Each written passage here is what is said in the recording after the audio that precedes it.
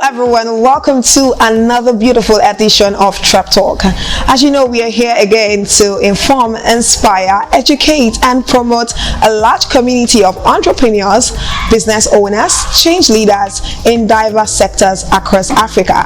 I am your host, Melma. Today we are talking to a seasoned business strategist, serial entrepreneur, investment consultant, author and lawyer who has stunned the world with her great business talent, great work ethics and drive for success. She was also recently recognized as one of the most productive female 2022.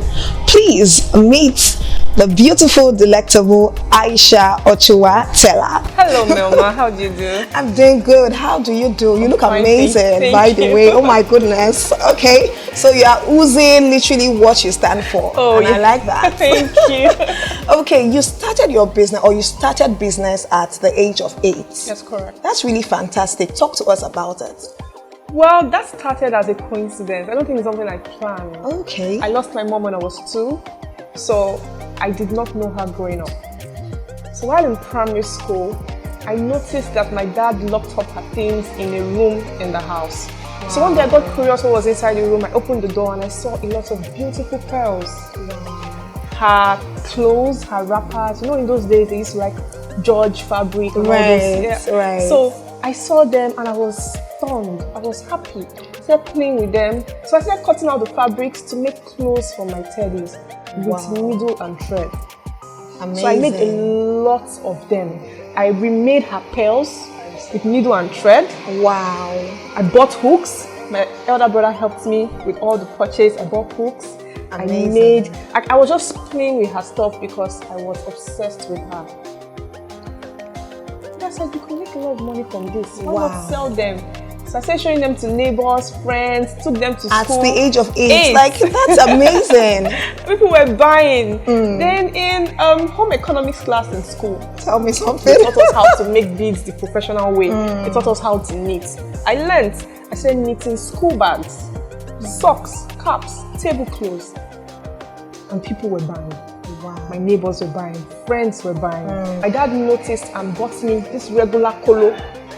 The one made with wood. Okay. And by the time I opened it after 2 months, I noticed I had saved over 10,000 naira. Wow. Yes. So I made my first 10,000 at the age of 8. That's amazing. Like, I feel like this is an inspiration out there for young people. At the age, I don't know what I was doing at age 8, but it's really inspirational to hear that, you know, there's somebody who was entrepreneurial already, like enterprising in her thinking, and was able to, make something out for herself. So was that where you started, or was that just a phase of your life? That was a phase of my life. That was not where I started. Okay. Because I can tell you from there, I went to boarding school. I forgot totally about business. Are there any crucial events that occurred during your startup journey that motivated you to start your own jewelry line? Yes, of course, Melma. If I think back and if I'm to, analyze my business story, I actually started my business with 150 naira. Amazing. Yes. So my stepmom used to have this shop in Mami Market, Navy Town. Yeah. And when I'm on holidays, I'll follow her to the store, help her sell. So I followed her to her supplier's place one day and I saw a beautiful pair of earrings. Pearl earrings, which cost just 150 naira. So I had the money in my pocket and I just bought it and put it on immediately. So when I got back that same day, my dad asked me to get him a charge card from the pharmacy and paracetamol. Okay. So I went there and there was this elderly woman. I said, oh, I love your earrings. I have a necklace that looks just like it. And I said, oh, it's for sale. Wow. It's for sale. My goodness. And she was like, oh, you have it? I said, yes. How many do you want, ma? She said, okay. Can I have 2 pairs? I'll give one to my daughter. Like, okay. I can bring them to you in 30 minutes. So I took a bike. She asked me how much it was and I said 1,500. And she said, okay, I'll buy 2 pairs. Wow. So I took a bike, went back to that market, same supplier and got 3 pairs. So when I went to her house, she pointed at her gate, which wasn't far from the pharmacy. When I went to her house, I met her friend there and her friend bought the last pair. That was how that was 3,000 naira you made. 4,500. Wow. Out of a purchase of 450 naira. Amazing. Got home, I was super excited. I told everybody. And my dad said, oh, take 4,000 naira, go and buy more. And I said, oh daddy, there's still time. Please, who do you know in Zenith Bank just at the junction? He said, okay, he has his friend there, he'll call the friend. I went there, kept disturbing my dad. He called the friend. And the lady told me to come back a few minutes to 4. That once it's like 10 minutes to 4, I should just enter the bank and sit down. So I had a few pair of earrings. I bought different designs this time in my bag. And they bought everything that day. That was the kickstart. Amazing. Wow, that's so beautiful to know and really inspiring to know this. Now, we believe that every successful entrepreneur has faced lots of challenges as well on their way to the top. For you, Ma, what stood between you and your business goals? Logistics. And I had the goods available and I had the customers who were eager to buy. But the problem was getting the goods from my end to the customers. I had customers abroad, I had customers in other states, I had customers within Lagos that were at different ends. So I needed to get the items to them fast. Because when people see the pictures online, they become impatient. They want to receive immediately. Because they want to see if it's the same thing they're seeing in the picture. Some people wanted to place the order by 4 and get it by 5. You know how this online thing is. Yes. So that was my major problem. So that led me to buying my first 2 bikes. Wow. Because before buying the bikes, I had to get, people who were using public transportation to get the items to customers, and that was really slowing everything down. For that reason, I stopped collecting payments before delivery. All my transactions were pay, receive, and pay. It's not about collecting the money and sending it back to you when you don't get your item within 2 hours. Receive the item, pay. Understand that your money is with you. And you're just expecting the delivery. Once you see it, you inspect the goods, you like the quality, you get a timely delivery, then you can pay. And it kind of builds trust, Yes, of course, that builds a lot of trust in my customers. That's beautiful, amazing. So I was going to ask you this question, a lot of times when we are online, we see this whole what I ordered versus what I got. Was that anything for you? That was the reason why I preferred payments on delivery. I did not want any story of, this was what you posted and this is what I'm receiving. So when I make the picture, when I create the pictures, make the posts, I want you to see the items physically before making payments. The only people that had to pay before delivery were people outside Lagos and outside Nigeria. But for within Lagos customers, please, you have the option of making payments at the point of delivery. Beautiful. So can you describe to us your business success right now, major accomplishments, and what's your future plans? Well, it's with big. gratitude to God, I can tell you that we have gotten to a point where the Aisha-Ochuwa brand has been recognized both nationally and internationally. Amazing. We have customers all over the world. I have people in other continents contacting my brand to purchase my items in wholesale. We have over 400 wholesalers. I'm telling you. Wow. We have over 400 wholesalers in all the wholesale groups. I mean, that's something. That's amazing. How are you able to, talking about customer retention for a bit. Yeah, so how are you able to retain your customers? How are you able to give them that long-lasting satisfaction that comes off your business? Well, God has blessed me with an amazing team. I have this amazing group of people that make life easy for me. Wow. They treat my business as though it's theirs, and they derive pleasure from making my customers happy. And I tell them every time, a returning customer buys 33% more than a first-time customer. True. They have that in mind every time they are attending to a customer, and they make sure the customer feels like royalty. This builds trust. This creates referrals. Right. Word of mouth. Word of mouth is powerful. An experience can either make or mar your business. Sure. A satisfied customer brings 20 new customers to you. But an unsatisfied customer, oh my goodness, will take it upon herself and himself to bring down your empire. Right, right. Amazing. So you don't want to be at the other end. Yeah. And I can tell that, relating with you, I can tell why your team members want to bring out their best. They participate more than I do. Wow. Sometimes when I want to make certain decisions, I have to run it by them. Because I understand that it's not just my business. Without them, we wouldn't attain the speed we've gotten. Wow. So I make them understand that they are part of an amazing team and they must make it work. Teamwork is our major strength. Amazing. Yes. Did you get to a point where you felt like you want to give up on this? Give up on what? This is my baby. Wow. As far as I'm concerned, I haven't done anything. We haven't started yet. This is like 2% of what we have in mind. Wow. Beautiful. 2%. Because I mean, sometimes interacting with entrepreneurs, they'll let you know that, okay, there were times where they wanted to like give up on their dreams, the challenges and all that. But for you, I can see that it's not just about business. You were passionate about this and you really like went all into it. So from the onset, I understood the fact that conducting business in Nigeria, I'm being particular about Nigeria, you have to be strong. It's not a bed of roses. Right. A lot of factors will frustrate you. Customers will frustrate you. I mean, people are angry. They are all out to frustrate you. The sun alone is making them angry. Especially if you're in Lagos. Yes, so you need to understand that you're dealing with angry people. Wow. So you need to be calm. Two angry people cannot communicate well. So at every point, you need to understand that you're the patient one. And the person you're talking to doesn't know better. At every point, you need to understand that you are the patient one. That's a word out there for an entrepreneur listening right now. And it's really beautiful and inspiring to have this conversation with such a beautiful lady who is really doing well for herself. Now, I want to ask you this question. Based on your resolution or experience, what's the lesson that you think is the most important for a startup journey? Well, I always say it. I tell people, the time you make your first million, you should understand that that 1 million is equals to 1,000 naira. Money vanishes. My accountant will tell you that money doesn't stay in my business account. At the end of every business day, I transfer the money from my business account to an account I don't have access to. So I start each day broke. Broke and hungry. Start each day broke. Wow. Broke and hungry. I start each day with the mindset that if an expense comes up, I don't have money to attend to it. So I need to make money fast. So there's this constant pressure on myself and my team.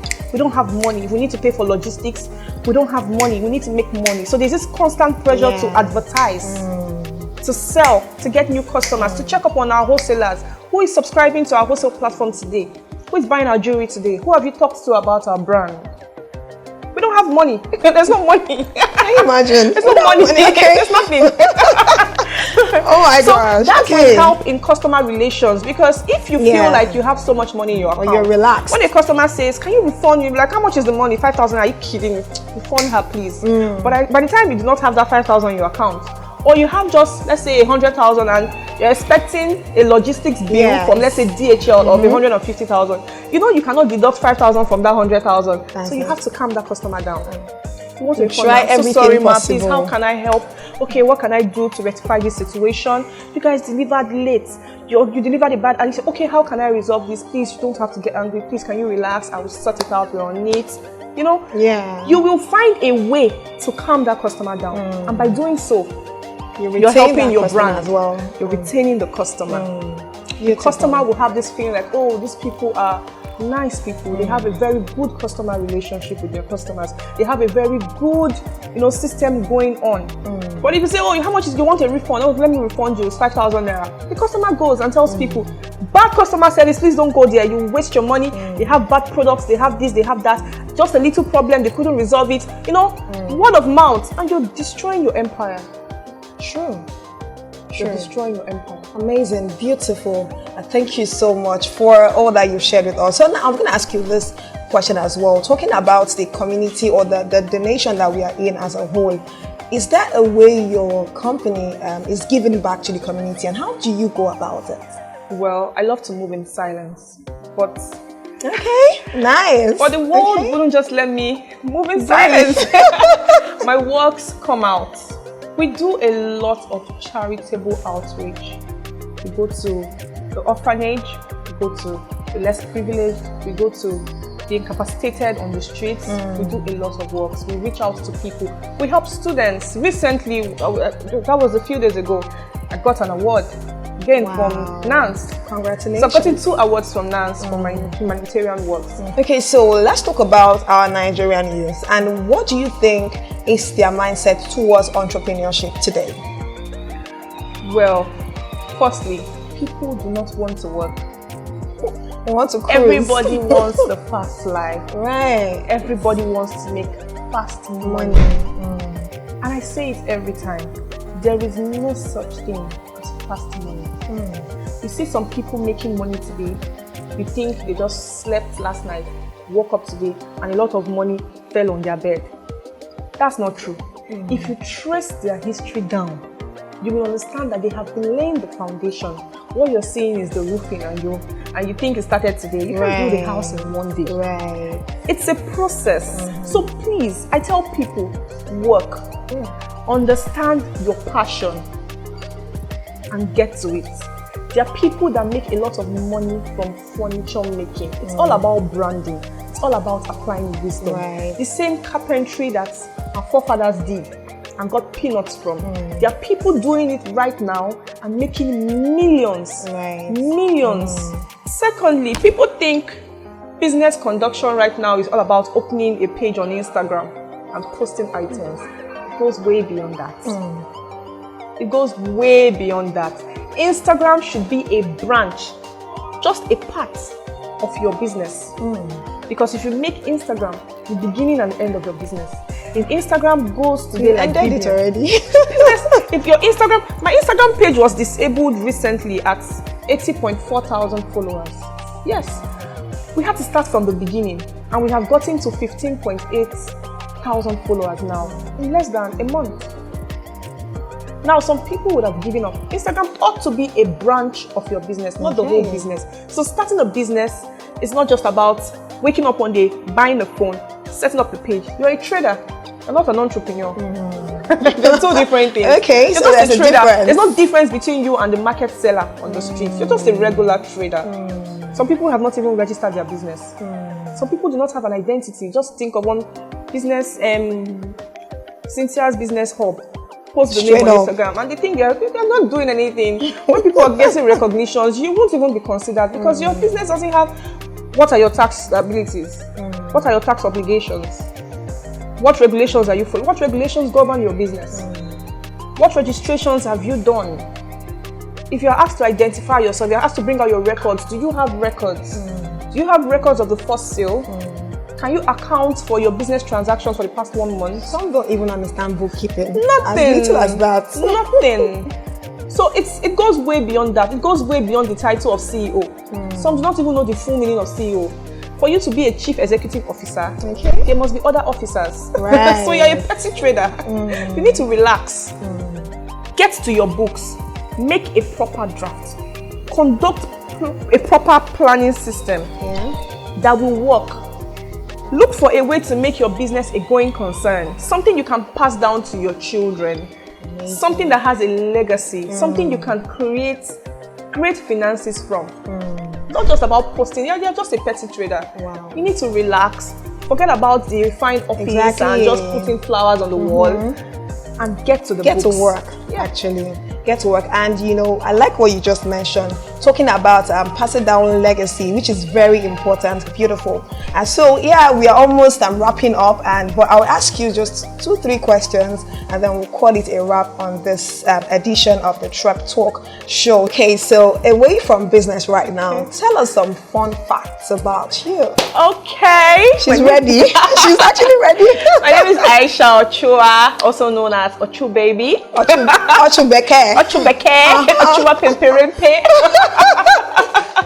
The Slayer's Queen. Ochuwa Shine Shine. I love shiny clothes, you know. So my friends call me Ochuwa Shine Shine because I love shiny clothes. Okay. And I have 2 children. I'm married. Amazing. A very handsome man. Oh my God. And I have 2 beautiful daughters. God, when? Yes. Okay, so aside that, what do you do for fun? Business. Really? Yeah. Everyone that knows me knows this. I'm always working. That's what I do for fun. Okay. That's how I relax. So nothing adventurous. I love to cook. Oh wow. I rather not cook, but when I cook, I cook.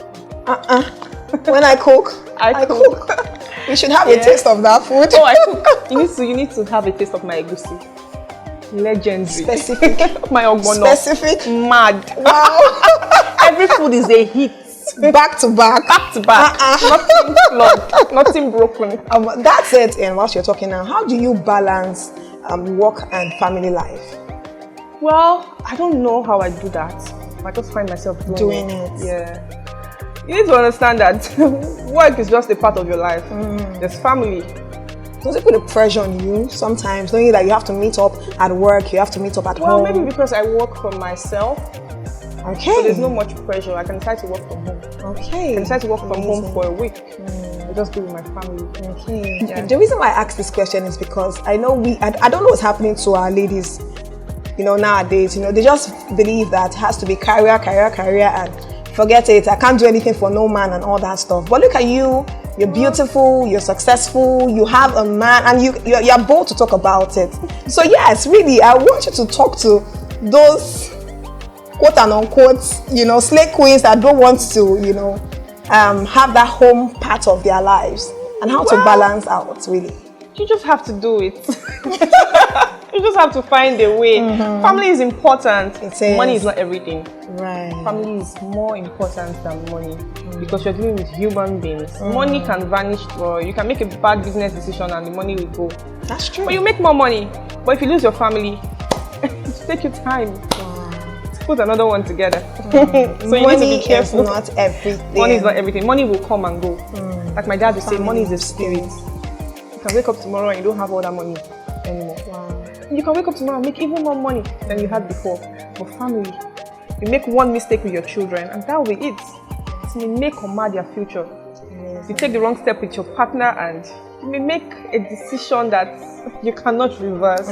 So you need to be careful when dealing with family. Amazing. That's really a beautiful word out there to our dear viewers. So I know that somebody might be watching right now and is really inspired by your story. So before we let you go today, I would ask you this question: if you had one piece of advice and strategy, to someone viewing us right now, and they are interested in starting out in this jewelry line, what would that be? As a business strategist, I have had an opportunity to talk to different types of people. And there's one thing everyone has in common: pressure. People are putting unnecessary pressure on themselves. Everybody needs to relax and understand that they will be fine eventually. Make good plans. Make good, sustainable plans. Rome was not built in a day. And you need to understand that everyone will work at their own pace. The fact that this person is doing it now and doing it fast doesn't mean that you wouldn't do it and get it right. You need to relax. You need to go to your drawing board and make your own plans. Forget about your neighbor. Forget if your neighbor has bought a Benz or your neighbor has bought a house. You don't know how the person got the money. Do you want to do the things your neighbor has done? This is the pressure that is making girls go into prostitution. This is the pressure that is making boys go into fraud. This is the pressure that is making people kill their friends, kill their family members because they want to get fast money. Relax. Relax. Plan. Apply wisdom. You will be fine. Don't put unnecessary pressure on yourself. You will be fine. Pray. Work smart, not hard. Not hard. Work smart. Apply wisdom. Understand the concept of branding, packaging. A petty trader can become a serial entrepreneur. That's true. With the right application of wisdom. Understand that you have the strength. Be resilient. Apply wisdom. Wisdom. And forget about fear. Fear is your greatest enemy. Fear has hindered great men. Because of fear, people have not entered into the manifestation of their greatness. This is my mantra. I say it all the time. Starting a business is like learning to drive a car. The thought of it will terrify you. How will I face trailers on the road? How will I face policemen? How will I manage my car? But you need to know that you have to start. The minute you start, you realize that it is not rocket science. The people doing business did not fall from heaven. What made them start? Forgetting about fear. By the time you start your first driving lesson, you understand that it's not so bad. The second one, the third one, and you wake up one day and you pick up your keys, you just want to go to Ikoyi, you want to go to Lekki, you become a professional. That's how business conduction is. You just sit down and draft an idea, you bring it to life. But if you don't start, you wouldn't know. Forget about fear and get to it. You'll be fine. Amazing. Beautiful. That's such a beautiful way to end this episode on the Trep Talk. Thank you so much, Aisha-Ochuwa Tella, for being a part of this conversation. And something you said that I must reiterate to our viewers out there. She said, because of fear, people haven't entered into the manifestation of their greatness. So this is a charge for you to go all out and be all that you can be. Once more, thank you so much for being a part of this. Thank you, Mel. Yes. I had fun. Oh, I did too. We did. Thank you so much. Okay, and that's all we can take on this episode. Yes, you can follow us on all our social media platforms at TrepAfrica. And if you want to get featured on sponsorship and partnership, please do well to log on to TrepAfrica.com/Treptalk. I'm still your host, Melma. Till we come your way next time, keep trepping and imagine more.